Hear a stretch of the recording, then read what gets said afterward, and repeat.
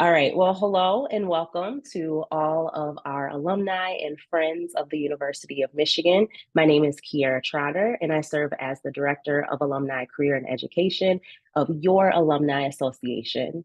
I use pronouns she, her, and hers, and we are very excited and very grateful to have Matthew French with us today as we delve into this month's webinar topic, Your Identity, Your Career, Finding Authenticity at Work.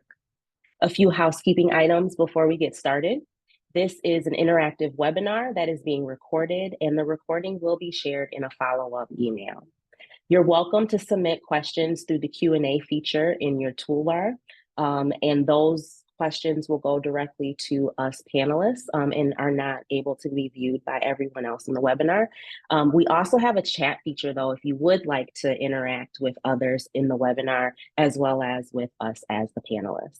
Please feel free to participate in the discussion with other participants throughout the session, as well as in other ways. And then Matthew has agreed that if anyone wants to come off of mute and speak, share their question verbally or, engage with Matthew verbally, he's open to that. And so just let us know if you would like to come off mute and we will take care of that. We'll do our very best to get to all of your questions, but given how many people are joining us today, we might not be able to get to all of them, but we will be sharing information as follow-up tomorrow. I will now share a little bit about today's speaker, Matthew French. Matthew French, who uses he, they pronouns, is the founder and 90s nostalgia brain behind Awesomely Authentic. With 10 years of experience working with the LGBTQ plus community, 8 years of professional career coaching, and a love of the 90s, I would argue the greatest decade there is, he has blended all of these aspects together to create an authentically high energy, tailored experience to each presentation and training in order to help organizations, companies, and employee resource groups reach their diversity, equity, and inclusion goals. Matthew currently works and resides in Charlotte, North Carolina, where he works as a diversity, equity, and inclusion manager in the aviation industry. His past roles have included being an equity, diversity, and inclusion specialist at a tech startup, a facilitator in big tech, and assistant director for employer partnerships and diversity strategies at UNC Charlotte. Prior to UNCC, he was a career counselor and employer liaison at Marymount Manhattan College in New York City. He also served as a graduate assistant at Old Dominion University in Norfolk, Virginia, all while he was the internship coordinator and liaison for Out for Work. Matthew has a Master of Arts degree in Lifespan and Digital Communication and a Bachelor of Science in Communications from Old Dominion University. During his spare time, Matthew enjoys spending time with his fiance, Austin, and their 4 dogs, cat, an aquarium of fish, and a turtle pond. You can find him outside at the movies or in the local comic book shop, geeking out over superheroes. His favorite is Storm from Marvel Comics. And his work has been highlighted in national career development associations, CNN Business, LGBTQ plus nonprofits, and more. Matthew's heart and love of authenticity are infectious and much needed ingredient for your next adventure. So as you can tell, Matthew is a wonderful person to have with us today, and we're super excited to have him here with us. So I will go ahead and turn tables over to Matthew. Thank you. Thank you so much for the intro. I am super stoked to be here today to share a little bit of authenticity with you all and to celebrate Pride Month and to celebrate all of our identities in the workplace and why that's important, right? So I'm going to share my screen with you. We're going to work through some of these pieces today. But something I want to keep in mind is always feel free to ask questions throughout, right? So sometimes we may feel like, oh, like, I don't know if this question is applicable in the moment, but please feel free to ask questions. That's why we're all here today. Can everyone see my screen okay?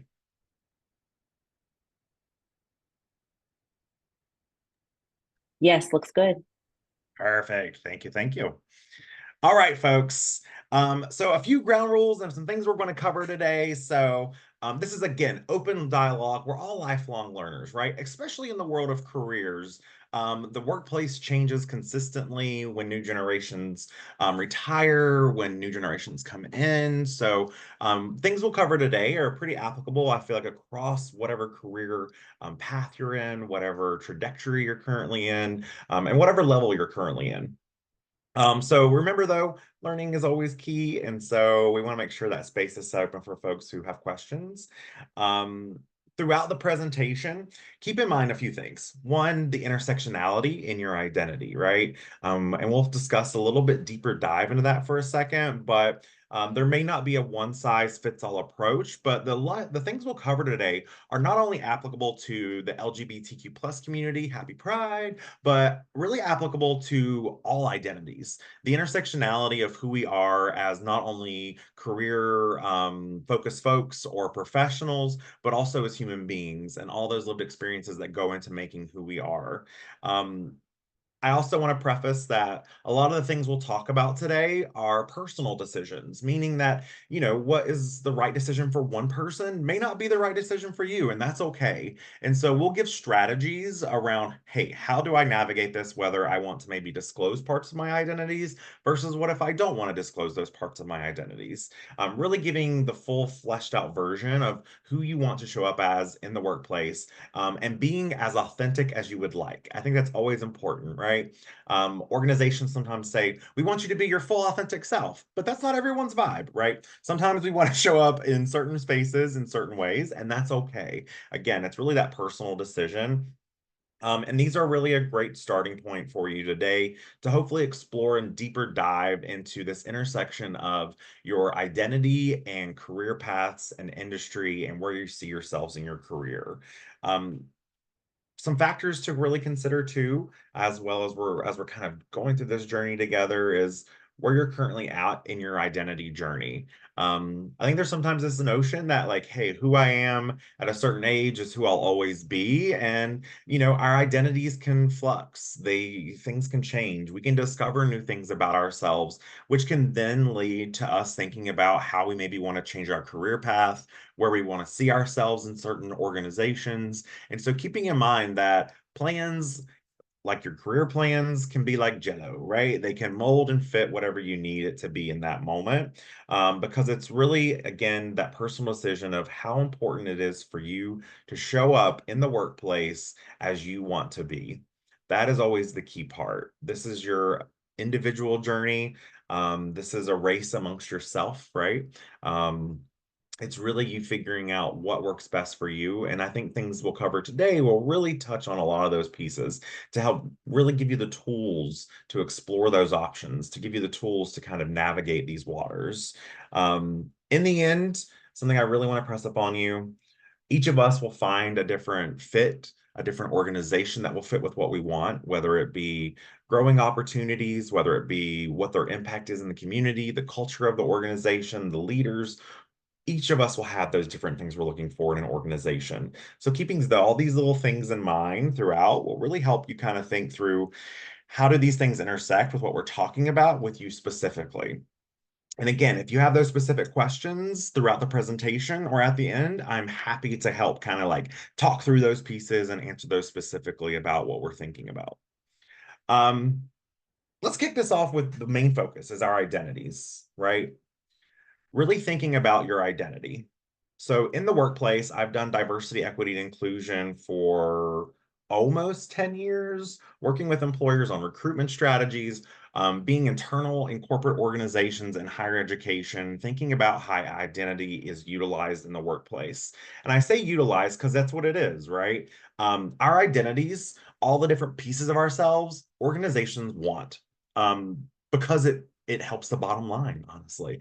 Diversity, equity, and inclusion has consistently demonstrated that, hey, if you want to help with retention, if you want to help with recruitment, if you want to create teams that can be more innovative and that can problem solve quicker, you need to have diversity on your teams. And we'll talk about what all that diversity looks like. But something I always want for folks to think about is when you think about your identity and how it is in the workplace, is who is benefiting from your identity, right? How are they benefiting from that identity? It really helps you to think through how you can demonstrate your skill sets, demonstrate how you can do the job, demonstrate your industry knowledge, but then bringing in that intersection of your identity and your lived experience to demonstrate how you can make things better or improve processes. It's really important to think through those identity pieces. And then again, do you want to disclose pieces of your identity versus if you don't want to disclose? Right? Again, that personal decision, and it really can kind of fluctuate between each person, the parts of identity you want to disclose, or even in general, like, do you think it's necessary? Do you feel like it's something that you want to be a part of your identity in the workplace? So, keeping these things in mind, I want to talk through a little bit about all the different identities that we're bringing into the workplace. So the diversity well really demonstrates this well. We're in the center section. These are things that we are that don't normally change over our lifetimes. We're usually born with these pieces, and then the outer ring is really things that we acquire throughout our life, whether we're born into them or we acquire them through choices.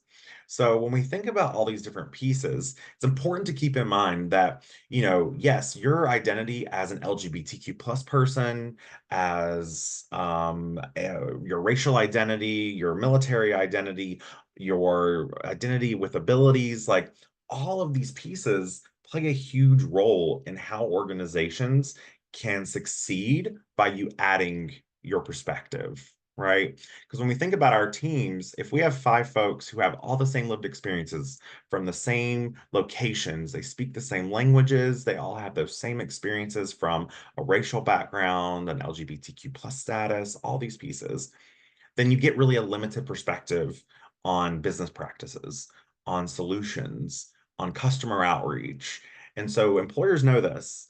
And you want to think through how you can utilize all your different lived experiences to add to that organization, but then also knowing, is that something you want to do?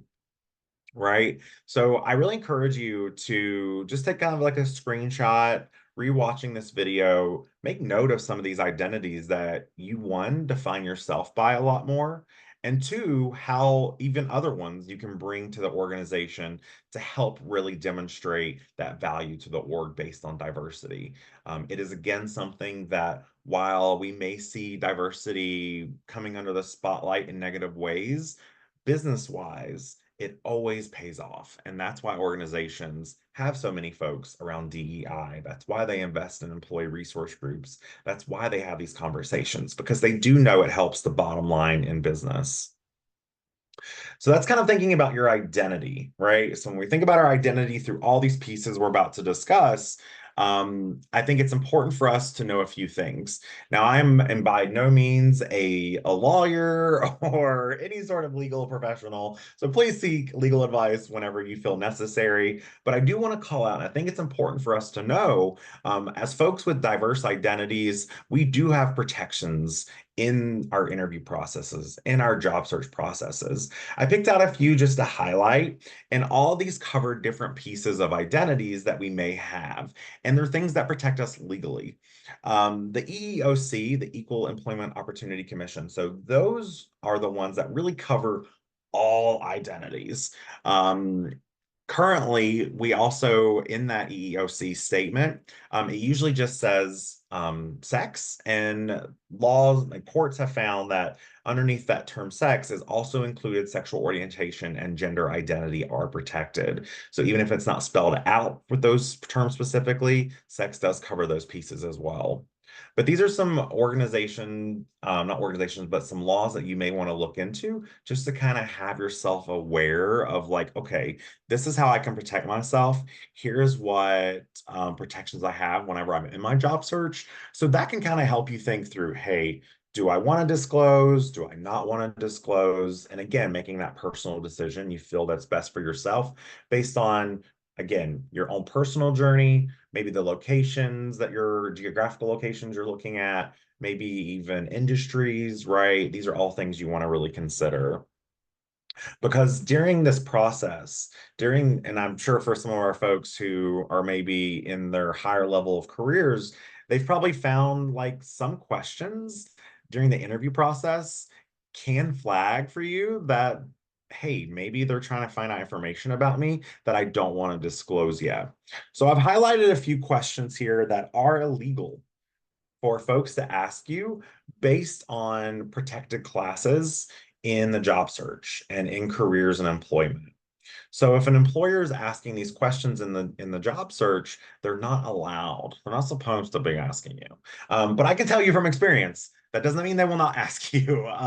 So you really want to make sure you're prepared to answer these particular questions. And we're going to talk a little bit about how we're going to respond to these questions. But it's important for us to talk about why they're asking these questions, right? So there could be two different ways. One way could really be, hey, maybe they're trying to diversify their teams. They're trying to get specific identities, maybe because they want to reach out to new customer bases. And so they want that representation in their teams, right? Um, they could also have biases against specific identities, right? So if they're asking you like, hey, do you plan on having children or do you have children? There's this idea that maybe, oh, you won't be as dedicated to your role because you have children outside of the workplace, which is not the case, right? So just that one example demonstrates that, hey, there could be biases at play, but there could also be business reasons that they're maybe asking these questions. I don't ever recommend answering the questions. I really recommend, again, focusing on the skill sets. So when we look specifically at some of the answers and how to respond, you'll notice that it's always about, hey, let's bring it back to the job at hand, right? Let's bring it back to the skill sets. I know, for example, with a lot of my folks who may need accommodations in the workplace, that piece right there, it's always a nerve-wracking experience of like, hey, when do I ask for accommodations? You do not need to disclose that you need accommodations during the interview, on your resume, or anything like that. Once you are hired, then I would say bring up those accommodations that are necessary that you need. Because again, looking at these answers, you're being professional. We always want to try to keep that professional piece about us, even if it rubs you the wrong way. Try to be that professional person. And there have been instances where I've worked with folks where these answers completely keep the interview back on track. It gets them back talking about their skill sets, about their experiences, and about their application to the role. I've also seen where maybe the employer does continue to push these types of questions. And I would say in that regard, you always want to try to again push back on with these type of responses, again, bringing it back to the career at hand. But I have heard of a couple cases with clients where they'll say, I don't feel this interview is demonstrating the type of company culture I'd like to be a part of. So I'd like to just conclude the interview and withdraw my candidacy. That has also happened.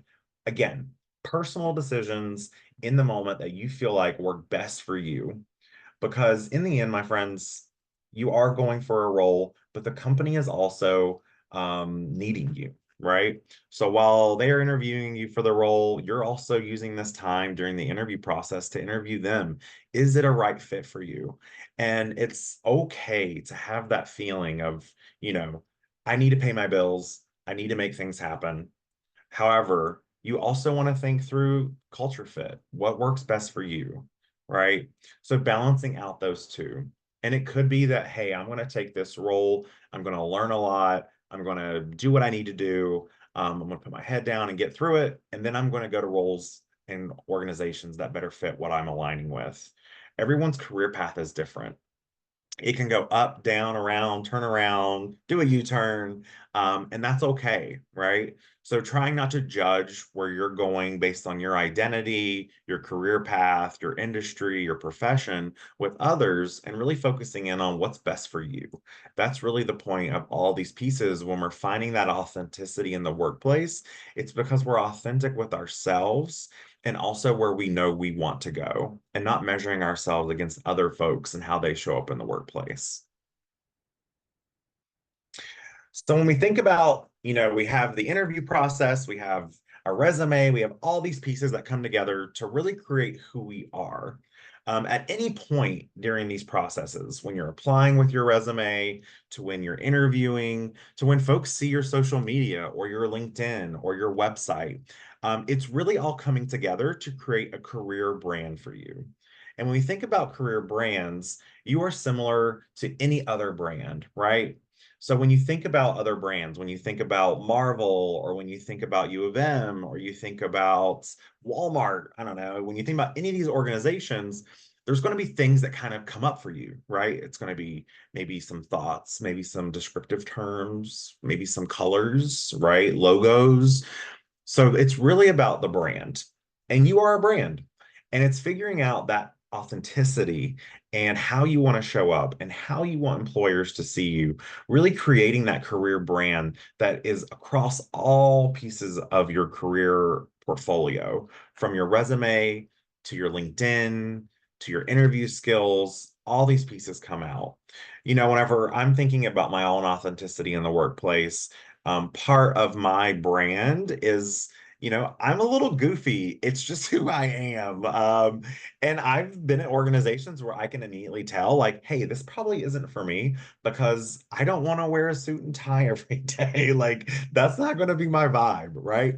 So I'm always kind of putting that out there in the universe of who I am. So then that way people are a little more aware of, like, okay, so Matthew likes a little more relaxed atmosphere, right? So tech, I do really well with. At my current organization, I do really well with because I can usually wear polos.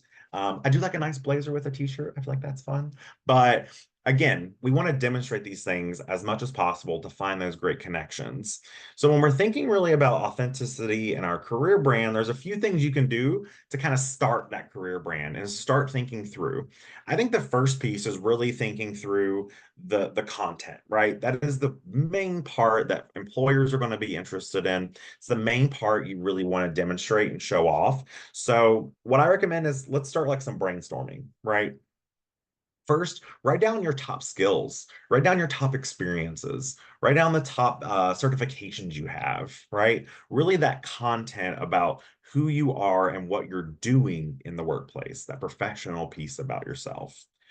Then I would say write down industries or professions that you really want to highlight, right? So if you really want to go for roles that are, let's say, you're pivoting and you want to go for roles that are more tech focused as opposed to maybe more HR focused. So maybe you want to go data science, right? Then making sure you're like, hey, like this is where I want to see myself. This is some of the experience I have as in data analyst. Then you want to make sure you write those pieces down. Write down parts of your identity that you feel are important, that you want to, again, be a part of the conversation of you as a professional. So a lot of us on our resume may have things that disclose parts of our identity, whether it's being a part of an employee resource group at past organizations, whether it's you're part of a student org that talks about identity specifics. And this can be across different pieces of ourselves, right? It can be across maybe a church group, or maybe you are part of an LGBT pride organization. Maybe you're volunteering at a specific org that fosters inclusion amongst racial identities. Maybe you've done veteran pieces, or you're part of the military, right?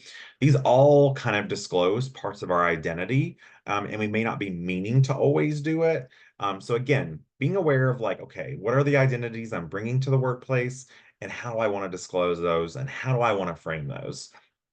That's really an important piece. So writing them down will help you be more aware of what it is on your resume, your LinkedIn, your social media, as well as talking during your interview and all those pieces.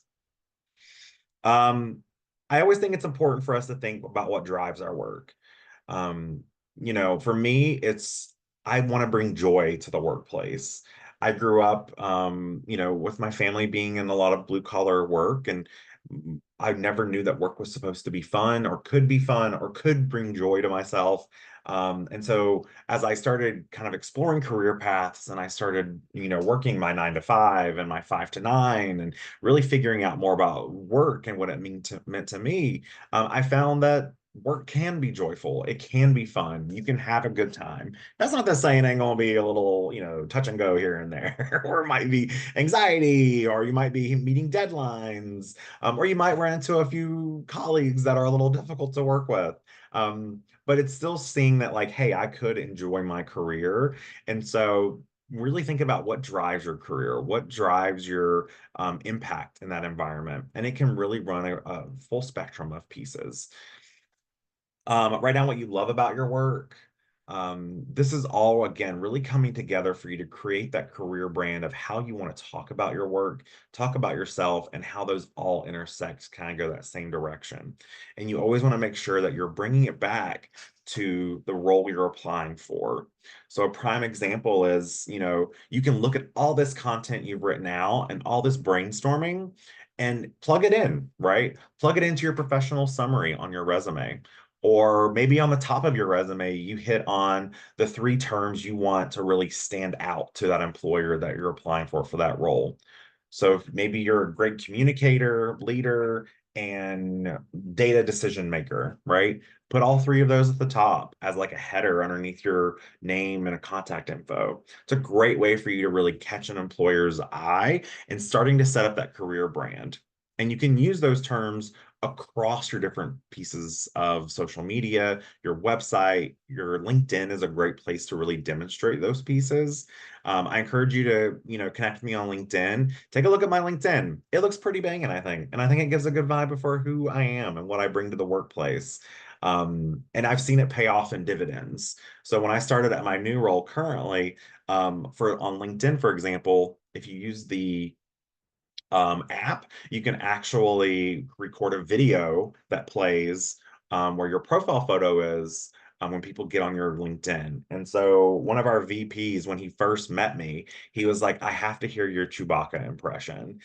He's like, because that was what stood out to me the most, because I did my Chewbacca impression in a video on my LinkedIn, because again, I'm a little goofy, I'm fun, and that's what I want to bring to the workplace. So thinking through again those pieces, how can you consistently interweave your authenticity and your identity? Because there's just an idea, I think, sometimes where we feel, hey, I am not able to bring my full authentic self because the idea of professionalism limits us. Right? Professionalism has a lot of times been something that's been placed upon us to feel like we're supposed to fit a specific mold, but you don't have to do that. You can be your authentic self and being okay with having to wait for that right opportunity. Or again, bringing in parts of yourself where you're able to, where you feel comfortable and where you feel like they're really able to be disclosed. Okay, so that's like a lot of the content for all of this. Now, when we think about the look and feel, I'm a big believer in let's go with brands, right? So, like when we think of brands, again, like I had mentioned earlier, a great way for you to fill out, hey, how do I want this to look? Is think of three brands that you love, that you identify with, that you feel like really have resonated with you. So for me, like I love 90s Nickelodeon cartoons. It's something I still watch to this day. I really love Marvel and superheroes. And I also really enjoy Lucille Ball, right? I love Lucy. And so taking all three of these, what I do is I started looking at what's the feel of these? What are the things I think of? Whether they be descriptive terms or colors or vibrancy. What is it the feeling I get and how do I evoke that? And that's really how I came up with Awesomely Authentic, and my entire career brand was thinking through those pieces that I really identified with, and creating something that's different.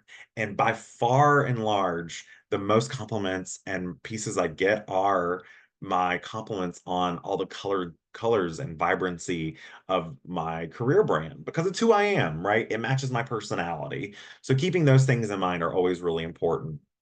And you can use shapes and textures and colors to go into your different career brand pieces. Now, there are some caveats to this, right? So, like my resume, keep it simple, keep it easily, quickly readable. Try not to do a bunch of boxes or a lot of graphics on there because it can make it difficult whenever you look at applicant tracking systems for it to translate from all these graphics and boxes on a document, on a PDF, into those systems.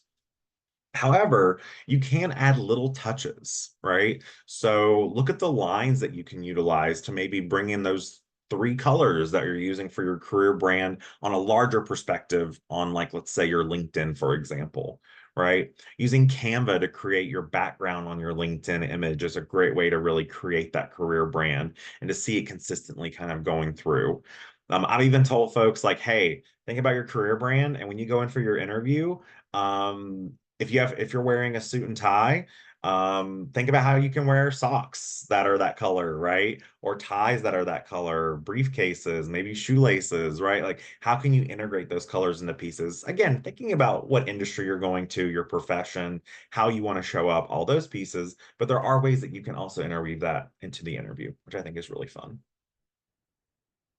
Um, Before we move on to this piece, I want to just call out, is there any questions about any of those pieces we've covered so far?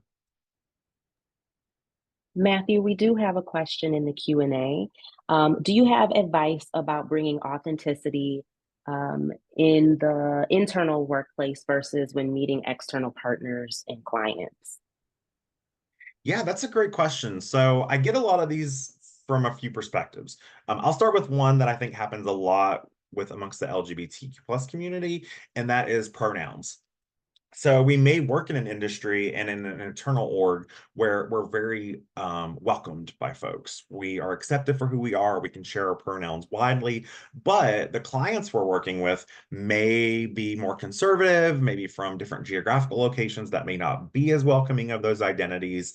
And so it's always thinking about how do I show up authentically with my internal folks versus my external, let's say, customers or partners. And really, what I would say from my experience, it's judging the room, judging the feeling, right?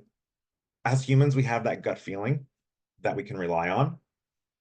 And I would always recommend relying on that for a few reasons. One, we are there to do a role. And so you want to make sure that you are keeping clients happy and all that piece. You can use it as an educational moment if you would like. But also, if you want to just, hey, I just want to close this deal and keep it moving, then that's really a great way to kind of approach thinking through how you share your pronouns. Like, I'll share my pronouns normally after I've gotten to know a client a little bit more. So that way they're more aware that I go by he, they pronouns, right? I identify as gender queer. So I move amongst the gender spectrums, but I do present more on the he side, right? On the more on the masculine side. So it's okay for you to like share those with external shareholders versus internal, right? It really, again, what is your vibe? What is the feeling you're kind of going for? Now, when we think about authenticity as a whole, um, from my experience being in customer service, from experience that I've worked with interns and working as well with other entrepreneurs, our authenticity is usually what sets us apart from all the other folks who are trying to get someone's attention, right? Whether you're trying to sell them a product, whether you're trying to reach out to them even for a mentor, like as from a mentoring perspective, maybe you're reaching out to them about a particular opportunity, right? All these external folks that you're trying to work with. Your authenticity can set you apart from the crowd, from the noise. There's a lot of things competing for people's attention. So if you're your authentic self and you're really trying to bring that into the workplace, and you're really trying to demonstrate that, that's a great thing to lean into to get people's attention a little bit more. Hopefully that helps answer the question. I feel like I hit the nail on the head. Great. Any other questions? All right. Well, feel free to keep them coming. I'm looking forward to more questions. And now we're going to play my favorite game called Spot the Knot. So Spot the Knot is something I started coming up with that I've taught probably by this time, I would say at least in the thousands of students and career professionals and folks when we're thinking about diversity, equity, and inclusion and really finding those places where you can see yourself, right? So whether you disclose or you don't want to disclose, it's really about doing the research about on organizations that you're looking to join.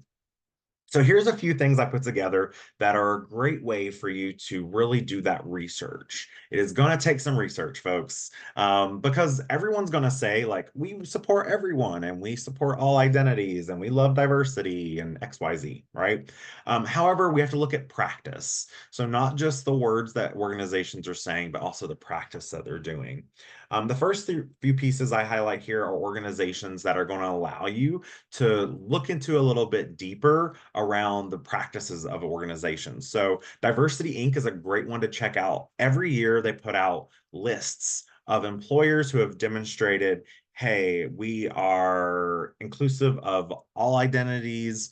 And they also have lists that are specific to veterans, LGBTQ plus, first generation. They look at all these different identities and they have different lists based on which identity, and then they have an overall list.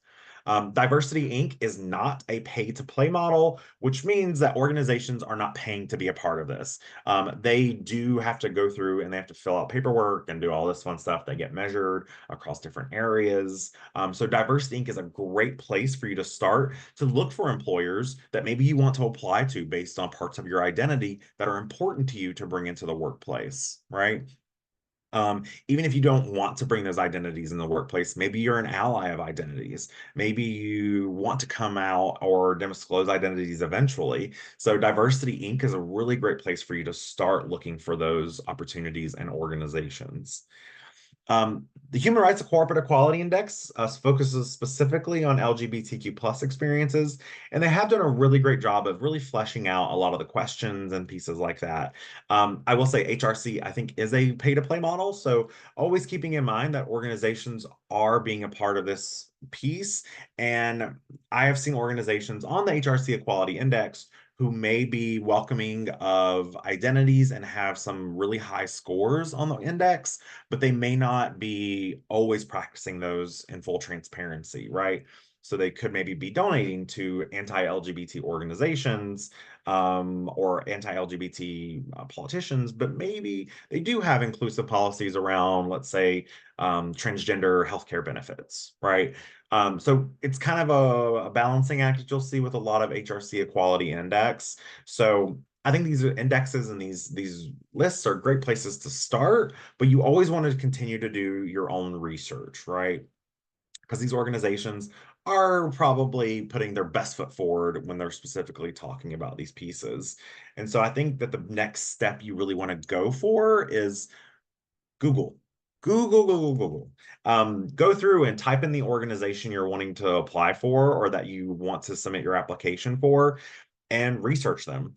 Type in their name and then lawsuits. That's a great way to find, what are they doing? Like what types of lawsuits have been brought up against them? What were the focuses? Usually you can read the court documents on like what were their arguments for and against, what were decisions. And while organizations, they can grow and they can change and they can make necessary changes based on things that kind of come up, pay attention to not just what they did wrong and what was kind of being brought up that they did wrong, but paying really close attention to like what were their solutions? What did they demonstrate as trying to improve, right? You don't want to write them off if you just see an initial lawsuit. You want to read through it. You want to see, hey, did they stand up for that community? Did they make right what they did wrong, right? Did they implement new policies? Did they implement new education and training? All these pieces you want to kind of look for whenever you're going through and looking them up. You may not be able to get all the intel specifically from Google, but that's where you can then go through and look at their company website. They may touch on those pieces. Again, they'll be putting their best foot forward, but they'll be really hopefully highlighting those pieces that they've done to make their organization better. And if they have employee resource groups, which are groups focused around identity and lived experience, then I would say definitely go through and find those folks on LinkedIn, right? Research them. Utilize your LinkedIn network to help find folks that you can reach out to ask them questions about identity specific pieces, how they felt, if they could be authentic in that workplace, what changes they've maybe seen over on the workplace. This is a great place for you to check out kind of getting that insider information via LinkedIn. And Reddit is a great place for you to go. Go onto Reddit and research organizations. That is a great place for you to get information, as well as Fishbowl is another great one. It's an app you can download. You can create a free account and it's anonymous, as well as Glassdoor. Glassdoor is a little harder to search through, but what I recommend with Glassdoor is going to the reviews. You can get a free account by leaving a review on your past employer or providing information for them to help grow their platform. But with Glassdoor, I recommend do a Control F. I don't know if that is what it is on Apple, but when you're searching for things and you just want to look for key terms and search key terms like discrimination, diversity, equity, right? all of these pieces can give you a greater insight from the employees themselves who were in that company culture. Keeping in mind that usually people will post negative more so than they will positive, but really giving yourself a full idea of like, what is this organization about? What are they doing to make the organization better? What are we really thinking through whenever we are choosing places to go to, right? The job search by no means is an easy um, adventure, right? And it is an adventure. To give you a little insight, I completely understand where everyone is at in some form or fashion, whether you're a new grad looking for your first opportunity, you're an undergraduate looking for your internship, whether you're a mid-level professional and you're looking to grow in leadership, or maybe now with all the layoffs and things like that. I've also experienced my first layoff from tech about 2 years ago. And I understand that it's hard to keep authenticity and um, picky choosy, right? Whenever you feel like you just want to get that role, you just want to find that right fit. Or I interviewed at this place and I felt like it was a really great interview, but I didn't get the role.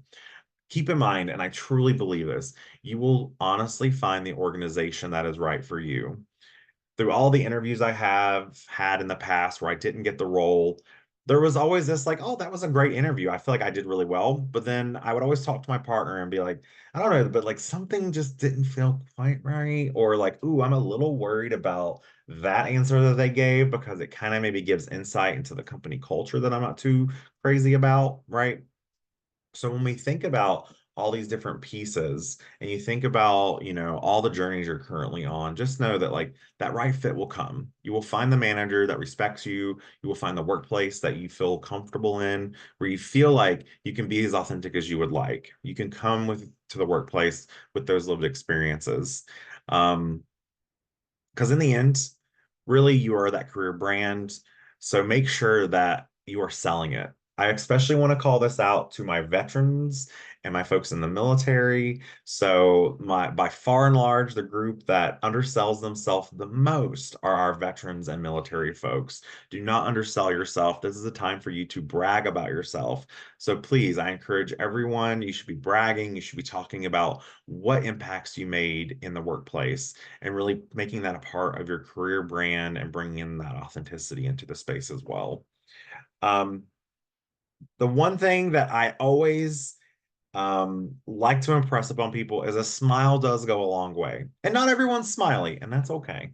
But trying to practice on it a little bit because our external communication, our nonverbals, people read into a lot. So you don't have to be smiling the whole time, but a little bit of a smile can go a long way. I know that's so like meh, like right? Like what if smiling isn't a part of my authentic self?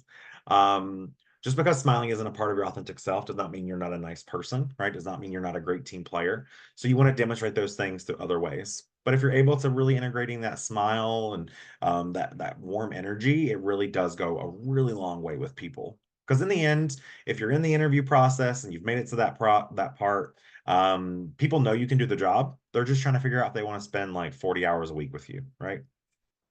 Um, the last thing I always like to end on corporate culture. Again, I touched on it earlier that professionalism and corporate culture to me has always felt a little bit restraining and that I couldn't be who I was. I used to be in higher education and I always said like I can't leave higher ed because no other organization or industry will allow me to be my full authentic self like I am in higher ed. I can be loud, I can be funny, I can make jokes, I can be emotional and feel for people. But I did find those spaces. Now, don't be wrong. I found some spaces where I was like, ooh, I was right. I cannot have all those pieces of myself in this particular organization. But I have found that now, and I truly mean that. Like I have found my current manager, my current organization as a space where I can be fully who I am and it's supported. So you will find those areas, and we create that corporate culture. We create that now, right? So you showing up as your authentic self or as authentic as you would like in the workplace is really going to help create that culture that can really change how an organization works, feels, and looks. And so always keep that in mind that your idea of professionalism is valid. Always make sure you're pulling on your mentors, you're working with folks to think through how you integrate with different maybe pieces, right? So working with your career services, the Alumni Association, all these different folks can really make sure they're setting you up for success. And you can talk through like, hey, how do I blend this part of my identity with maybe some of this corporate culture? And I just move the needle a little bit in the way that I want to see our corporate cultures be. So those are some final reminders. Hopefully you all did gain some insight today that will be super helpful. I am loving and would love to take some questions, so please feel free to hit me with anything you got. Thank you, Matthew. We do have a couple of questions in the Q&A. So I'll start with one that I accidentally cleared, so you won't be able to see it. But the question is, what is your advice if your professional background and branding have never matched your authentic self and you are mid-career? How do you pivot without completely starting over? Ah, that's a good one. So, what I would really recommend is the content, right? So, your content doesn't have to change because transferable skills transfer a lot as you're kind of pivoting.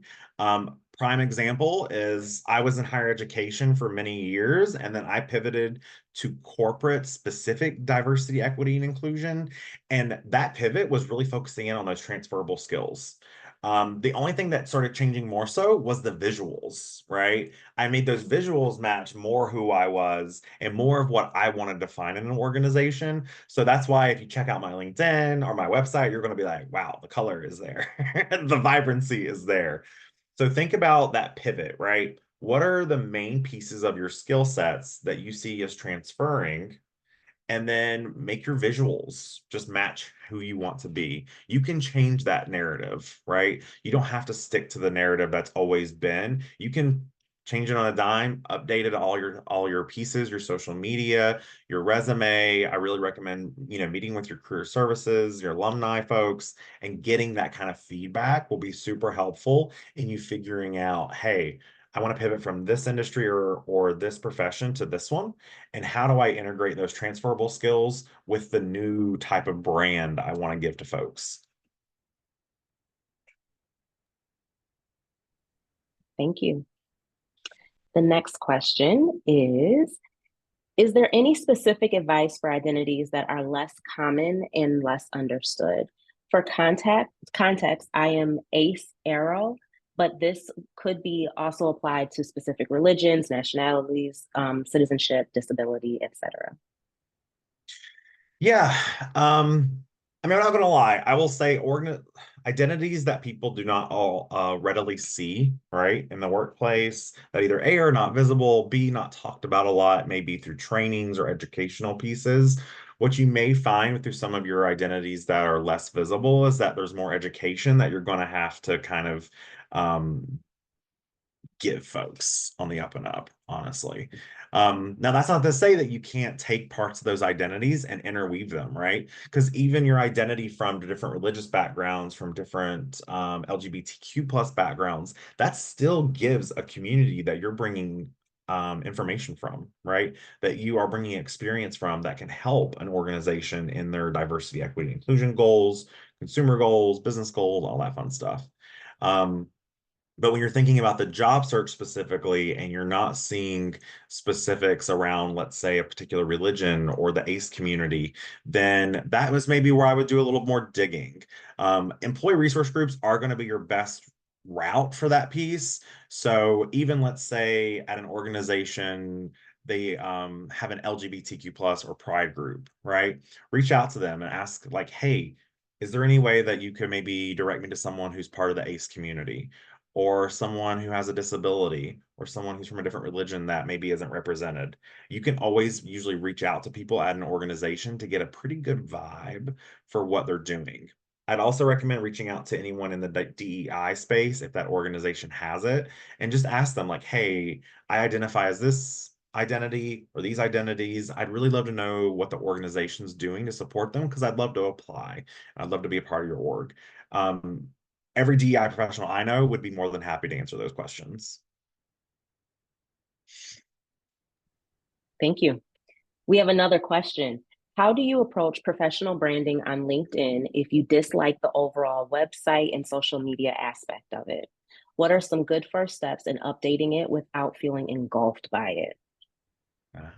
Good. Yeah, so there are folks I've met with who they're like, "Ah, I don't want to do social media. It's not really for me." And I will say, depending on your profession, you might not have to, right? You may not have to create that online brand.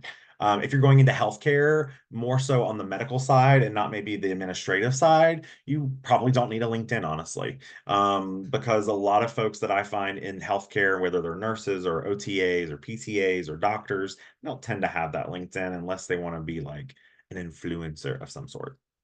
Um, but then administrative, like HR, or if you're doing marketing for healthcare, then you're definitely going to want to have that social media presence. Specifically, I think a LinkedIn or honestly, creating a website is super simple. Wix, for example, is a great place for you to go to kind of start that website creation. You can do it for free normally. You may not have all the access to everything you need, but it'll at least give you a great starting point for like contact information, demonstrating more about who you are as a person and as a professional, and allowing you to share work examples. So I'd recommend if you don't want to go the social media route, definitely look into making a website, and you can still do the same things that you're doing on that piece because you can add your website, URL to your resume. You can add it into your cover letters, so you can share it with employers through those means as well. For the LinkedIn piece, if you did want to kind of start your LinkedIn, first and foremost, edit your headline. So that's going to be right underneath your page or right underneath your picture, and it's going to be what people see right from the get-go. And again, utilize those three terms that maybe you really want to define yourself, or what drives your work, or what professional skills you bring, and highlight those pieces, right? Mine change occasionally. I was just given 40 under 40 for my alma mater. So I was just like, oh, we are slapping that in there. Because again, it looks good, right? I've won awards. So I put like award-winning DEI influencer, right? So these things can really help people get a better idea for who you are as a professional. And adding in some simple work examples, really taking your resume after it's been reviewed by someone at the Career Center, and then just pretty much copying and pasting it into your LinkedIn and adding in a few work examples. It's an easy way just to make sure, like, hey, we're updated, we're good to go, and I'm findable from a recruitment perspective. Perfect. Thank you. And congratulations. Love the flex. My goal has been to win at least one award a year, and I've done it for the past 4 years. So, Nice. Nice. All right. Any other questions from our audience? You're welcome to raise your hand too if you'd like to come off mute. And if you're currently typing and you want us to wait for you, feel free to let us know that. And I will say, while we're waiting for that, please, I recommend a few things to our job seekers. Don't spend a bunch of money on a career coach and resume writing and all these pieces. You have resources available to you from your community, right? Whether it's U of M, whether it's a friend, whether it's other colleagues, that information that you're getting can be super helpful from just your organization around you. So don't feel like you need to go out and spend a ton of money. I've seen people spend thousands of dollars on resume reviews, and then I get the resume to just look at it, and I'm like, ooh, ooh. So keep in mind, utilize your resources around you before you feel like you need to go do other things like that as well. That's a great reminder. And you all can see that Brooke has been sharing some of the resources that we have available to you at the Alumni Association. And there are so many more. And so you're welcome to check in with us and see if we already have something ready to go for you. And much of what we have to offer is completely free. So I'll echo that. We also have career coaches if you are interested in a career coach. All right. Love Any it. other questions before we close out today's session? I'll get us started with closing out. And if something comes through in the meantime, we can go ahead and respond. All right. So I see people are already doing it. Please join me in thanking Matthew for being here with us today. You're welcome to connect with Matthew on LinkedIn or at his company website, awesomelyauthentic.com, which is also in the chat. Thank you, Matthew, for all of your time, your expertise, and of course, for giving to the University of Michigan community. We would like to remind our alums that a recording of today's session will be sent as an email follow-up to you all, along with all of the links and other resources that Brooke has shared in the chat. A link to our survey is in the chat as well. We'd love to hear your feedback on this session. Also, don't forget to explore our website, alumni.umich.edu/career. There you can find a wealth of career resources that are available to you on demand. Thank you everyone for joining us today, and go Blue. Bye, everybody. Happy Pride. Woo. Happy Pride.